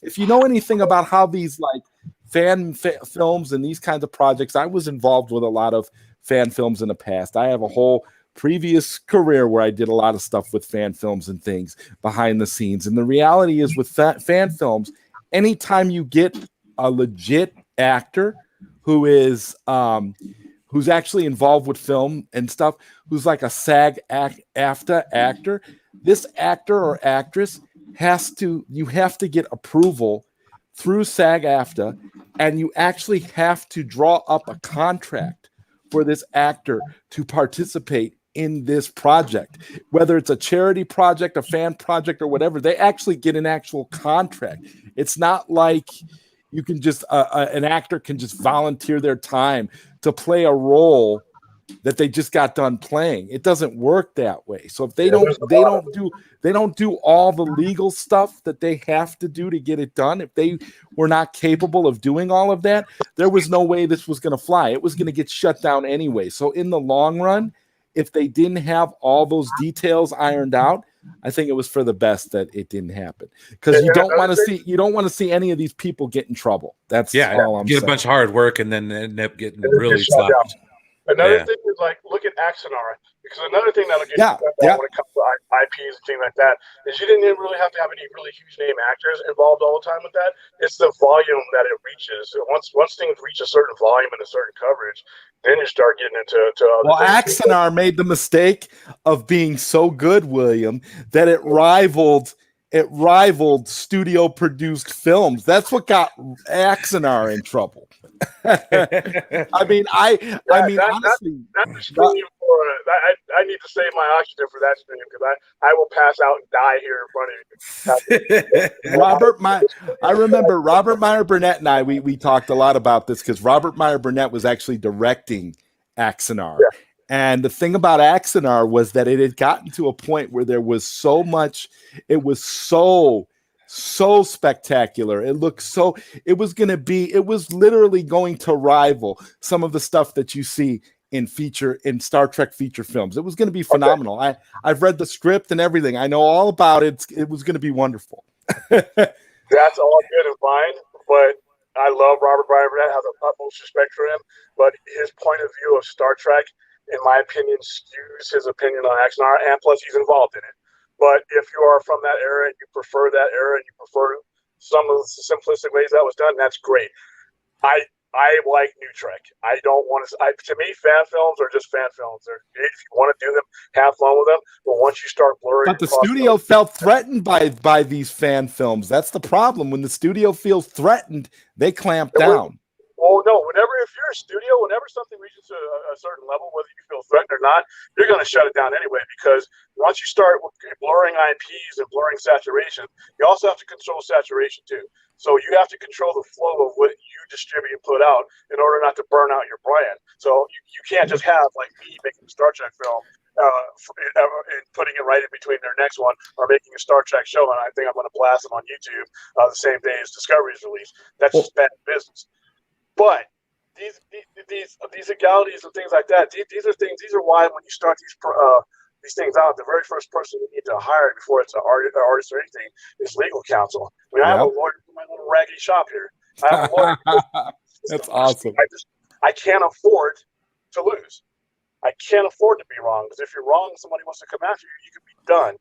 Now, the project wasn't being inspired by the Jimmy thing. That really didn't. I thought that was cool, because if it's his storyboards, I'm not. I'm on the other side of that. I mean, that would have been cool.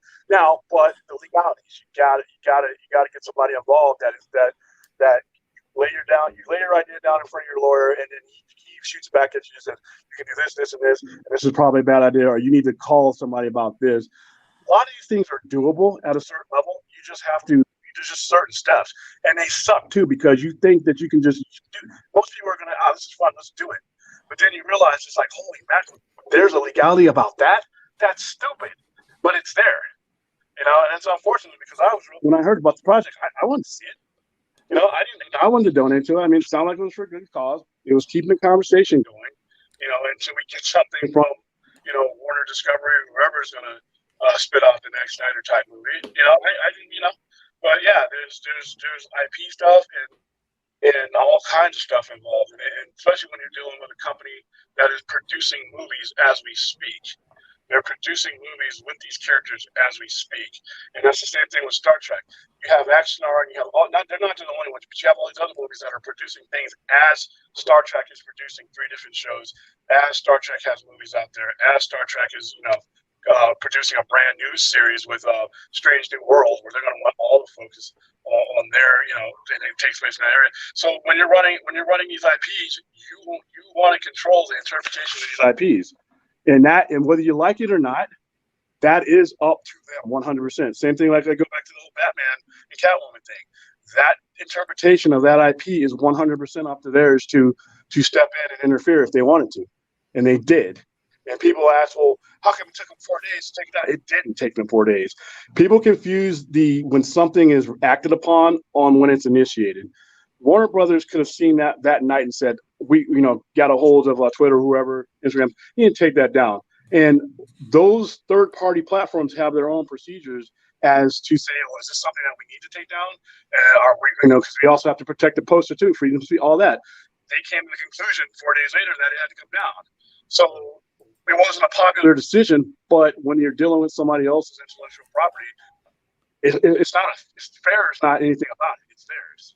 So it sucks because I really want to see this. I mean, by the way, I think Metaverse joined, but I think someone needs to dip or something, Brian. Yeah, I don't pay for StreamYard, so I have to let someone go. I got someone in the back. Let it be me. I got to head. All right.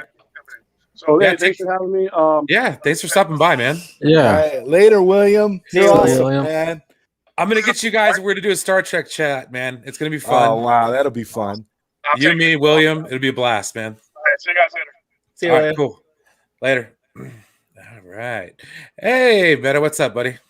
Not much, man. Not much. It feels like I came in during what was the topic y'all were talking about?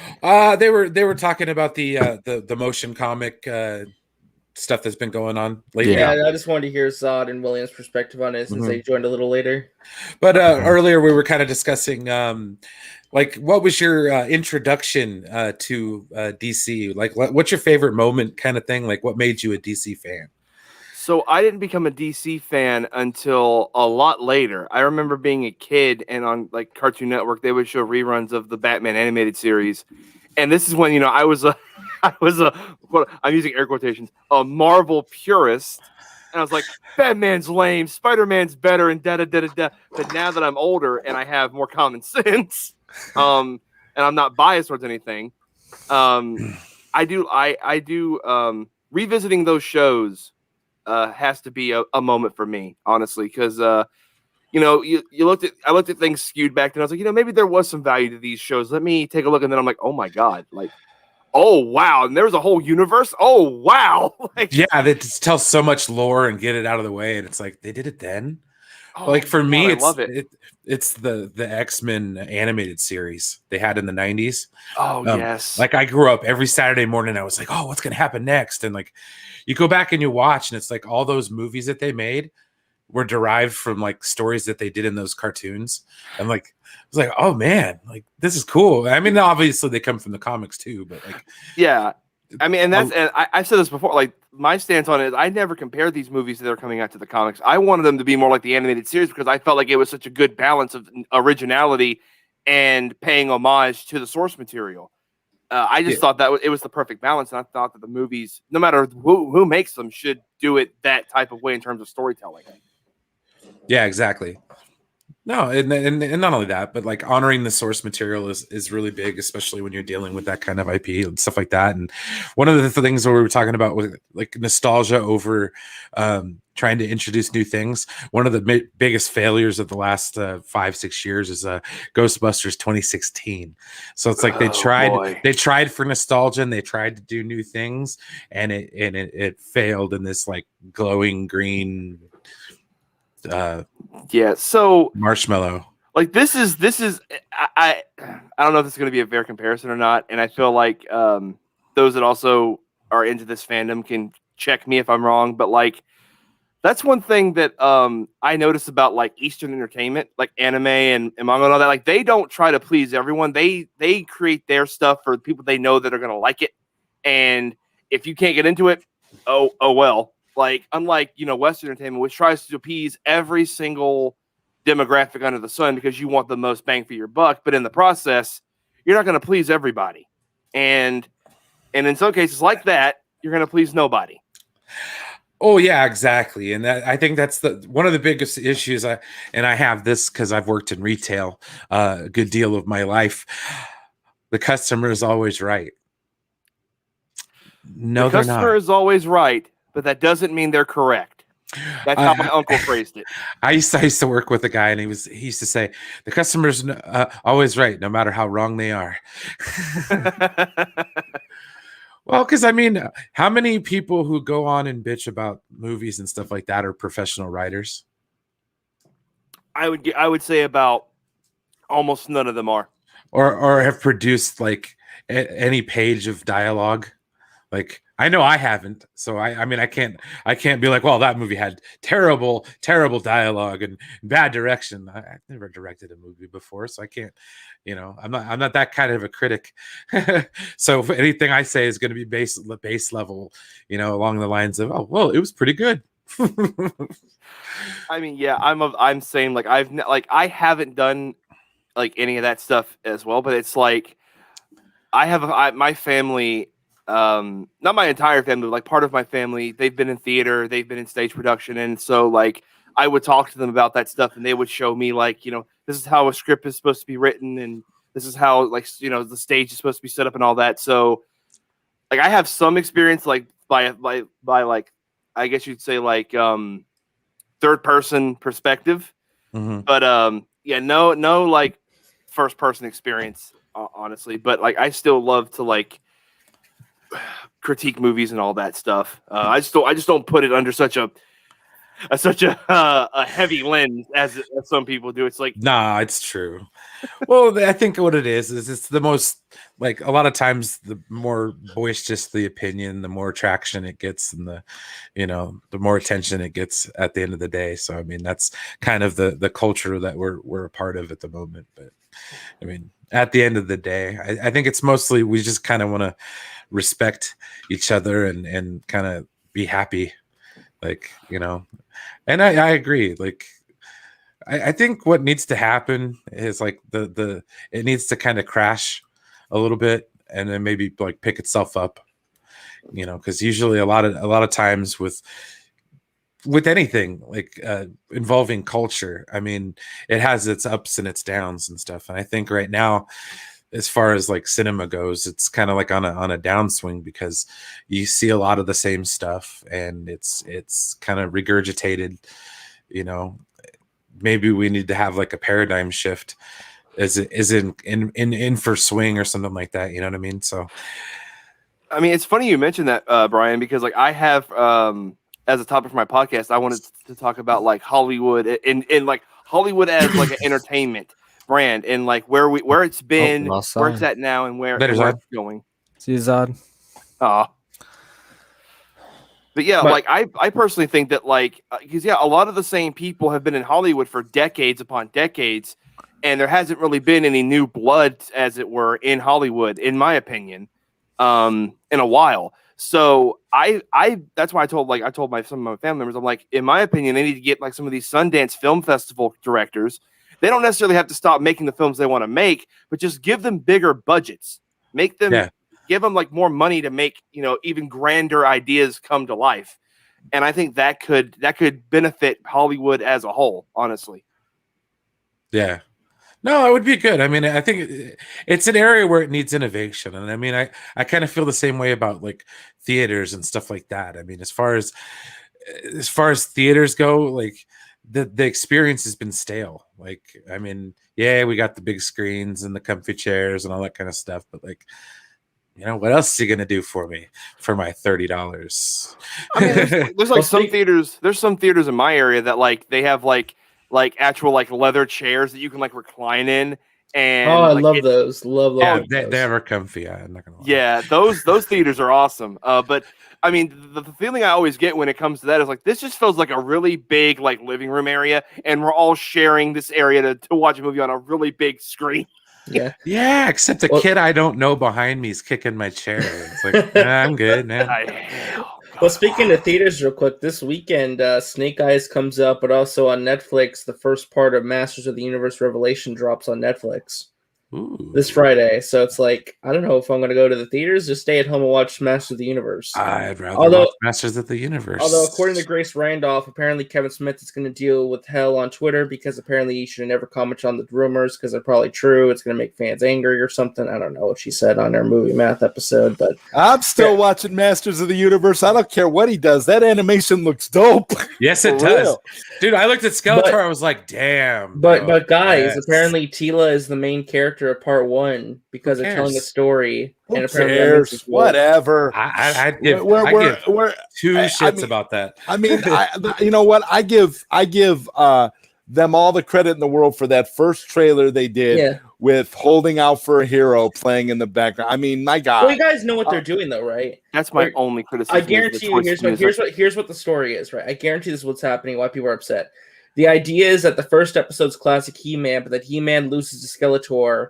Everyone gets disbanded, and Tila has to go out and like try and fix what happened, get the band back together, save He-Man, and get his powers back. End of part 1 happens. He-Man gets his powers back. Part 2 is what everyone wants. People are gonna be mad at part 1 because it's Tila, it's woke. But like, no, they're telling a story. Let them tell the damn story. I guarantee you that's what's going on. Well, and if it's Kevin Smith, I mean, he understands wokeness, but he's not one of those shove it down your throat type filmmakers. No, so he's not. Like, I don't know why they think that Menace is like targeting this project. Oh, it's like guys, have you ever watched Clerks 2? Anything involving Jay or Silent Bob. By the way, speaking of Clerks, they just announced that Lionsgate bought the rights for Clerks 3. It's going to enter production next month. Yeah, I saw that. I'm like, dude, I am so stoked. Like, if he can get the whole gang back together again, like he did in Clerks 2. Like, the only thing that was holding Clerks 3 back was that Randall didn't want to come back. But now that was he the is. problem. But now yeah, so now we're good. True. Yeah. Oh man, I'm very excited for Master of the Universe Revelation though. Do you guys see the new poster? Yeah, I saw it on Twitter. Let me pull it up quick. Yeah. I think it's gonna be a good series. Just share it with me or whatever. I'll pull it up. Add to stream. Ooh. Let me see if I can blow. I'm going full screen. Hang on. Oh wow. Yeah, I opened it up in a different tab. So let me just. Dude, that Castle Grayskull looks legit. Oh man. Yeah. Memories. Okay, I'm not gonna lie. My favorite movie as a kid was the Masters of the Universe. Oh yeah, the He-Man and She-Ra Christmas special, bro. Well, no. Oh my gosh, dude! I love He-Man. Like it's even the Dolph Lundgren movie was another one I loved. How can so you not? much. How can you? And I even like the various He-Man remakes that they did over the years. Like they had the one not too long ago where it was I forget when it came out. Was it 2003 or something? 2002, where they did like a remake and a retelling, and it was really cool. Yeah, I got a better look at the poster here. It's like full screen. Oh, it's fantastic. Yeah, I love look at the artwork, dude. I'm amazing. Still gonna. I mean, even if Tila's like the hero of the whole thing, who cares? Like whatever. Right? Well, no. Like I said, Masters of the Universe. Well, John, I think what the story is that Tila has to go and fix what happened because I think He-Man's gonna lose and like the sword probably breaks or something. And they got to fix everything. Yes. I think the story is that Skeletor finally wins, but then it's like uniting all the heroes again to fix it and stop it once and for all. It's gonna be deep, man. That's gonna be cool. I'm just sad it's only gonna be like one season. It's just like a 1 season limited event, but like it's gonna be incredible. I can't wait. Take it easy, Black Ops, man. See you, Black Ops. Bye, brother. Have a good day, brother. Yeah. It was nice being here. Thanks for the invite, and I'll see you guys later. Always fun, man. Take it easy. Have a good night. Yeah, you too. Yeah. I'm just wondering why does He-Man have positive. I love the positives of this stream, Brian. Thank you for doing this. This is a nice stream, bro. Oh no, absolutely. And the cool thing is I'm off for the next 3 days, so it's why I'm on YouTube. Yeah. Tour. Well, check me out tonight, man. I'm gonna do a positive stream tonight. I got me and Sonia. We do our late night with Zod Rider and Sonia stream on Mondays and Thursdays, and we try to make it. It's always positive and fun. So stop by if you can, man. I mean, it's always a blast, and this is fun. This is what I like to see, dude. When the positivity emanating from you, man. This is awesome. No more of that stay angry crap, dude. Yeah, right. Yeah, my friends. No, and not only that, but it gets so wrapped up in it sometimes, and it's just like, nah, it's cool. Yeah. Time to unwind, relax, talk about what we love for a change, and like Just kind of Yeah. why we became fans in the first place. Yeah, tomorrow will be fun too. Saggy's doing a watch party for Space Jam 2 on her Discord server. And then after Lord, the watch party, after the watch party, we're gonna do a review on her channel. So tomorrow should be fun. No, and then Wednesday is my birthday, so I'll Oh wrap it up with nice, dude. With a nice happy 38th. It'll be fun. What are you gonna do? You just gonna like get some cake or something? I don't know. I was gonna try to go do like some sushi or something like that. I kind of, it's been a while since I've sat down and had an all you can eat buffet of some kind. Yeah, I'm looking forward to it. I haven't seen Space Jam 2 yet, so it'll be fun to watch it with Saggy in the Discord, and we'll see if she tears it apart. Hey, what's up, Shree? How you doing? Welcome. Yeah, thank you for the early wishes. No, I'll be on that day. I promise. Well, at least to play some video games or something like that. It'll be good. That'll be fun for sure. Yeah, I definitely want to do a review of Master of the Universe Revelation on my YouTube channel for sure. I'll probably binge it with my dad, and we'll see how it goes. And I want to watch Snake Eyes this weekend too, even though that movie might be garbage. I don't know. I'll probably, because it's theater exclusive. There's no streaming. You have to go to a movie theater to watch it. So. Mm-hmm. Oh man, that'd be legit. It'd be so good. Well, it's messed up because I literally work in the same shopping area as a IMAX theater, and I still watched Black Widow on TV. But Brian, the theater's right there. I know that. It's the same theater that I watched the Rise of Skywalker in, which was the last movie I saw in the theater, or not Rise of Skywalker, what the fuck is that movie? Yeah, Rise of Skywalker. Good lord. Yeah, you got the ninth one. Is it bad to say I've only watched that movie 3 times?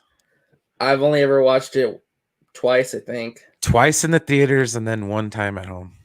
Once in theaters I saw it twice in theaters. One time my family, one time my in real life friends who I knew from high school.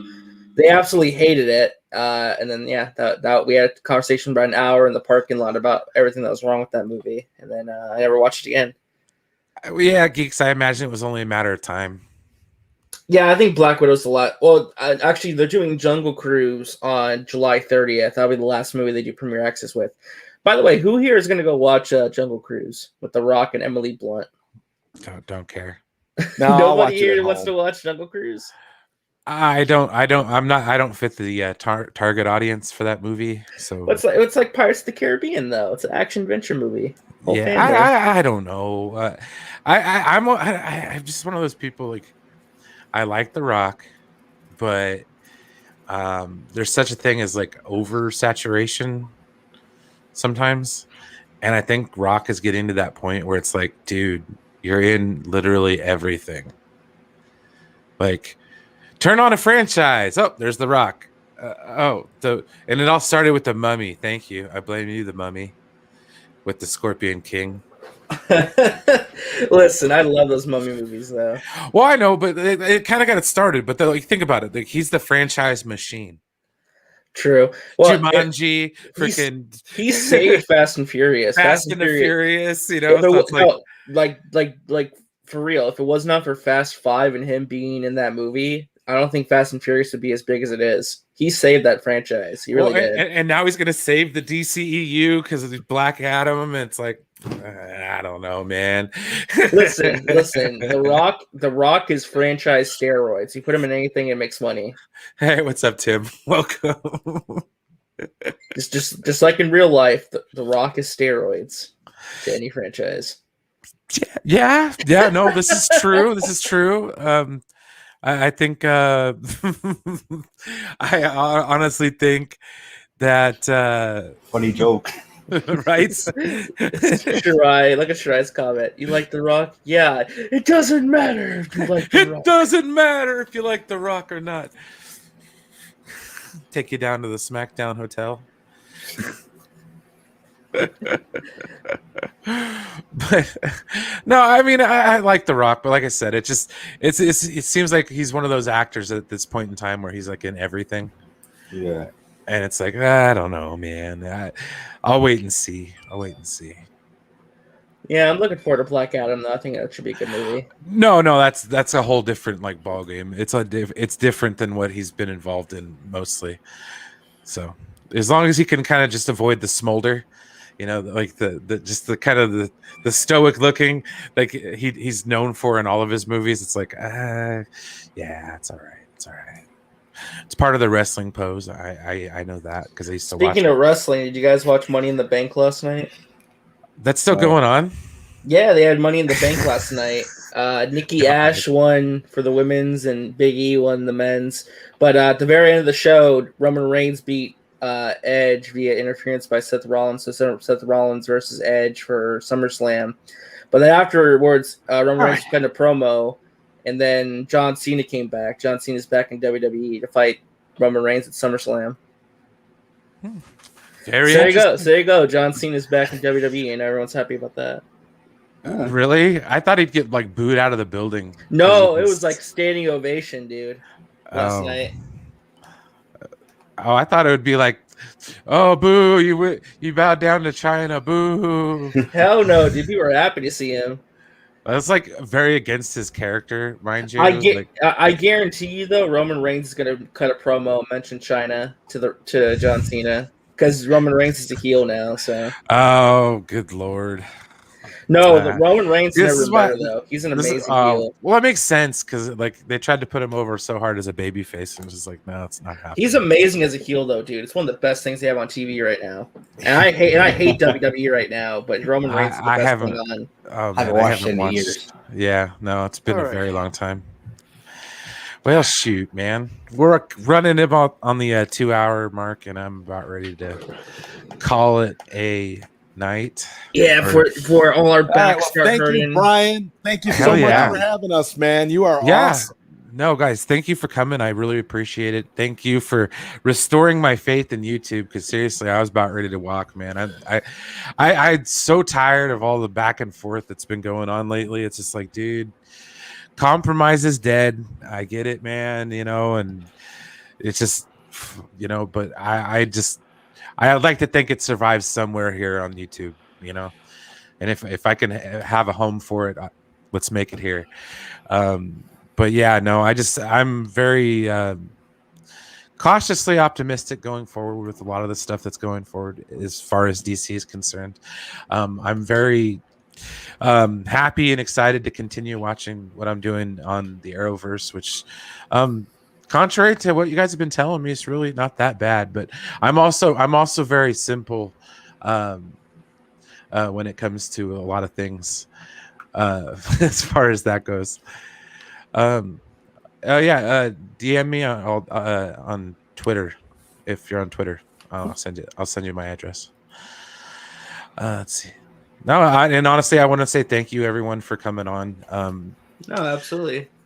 And yeah, no, and it's been fun kind of taking a little bit of a hiatus and then coming back and then feeling a little more recharged, ready to take on the world and remember why I came on here, just to kind of make people laugh on occasion and have a good time. And that's like the whole thing. For me, it's not so much the sub counts and monetization, all that kind of stuff. It's more along the lines of let's just have some fun. And if I can provide that just every once in a while, let's do it. But I'll be back on Wednesday. We'll have some fun. We'll do a little bash. Maybe we'll switch over to Twitch or something, and we'll do like a watch party or something. We'll throw on one of my favorite movies. We'll watch a Star Trek movie or something. Sounds cool, man. Like Undiscovered Country or something like that. Yeah. It's been a while. Yeah. That'd be dope. Yeah. Yeah. You could see Kirk fight himself. It'd be awesome. Yeah, let's go. So, anybody, Eddie, you want to go ahead and tell the good people here where they can find you?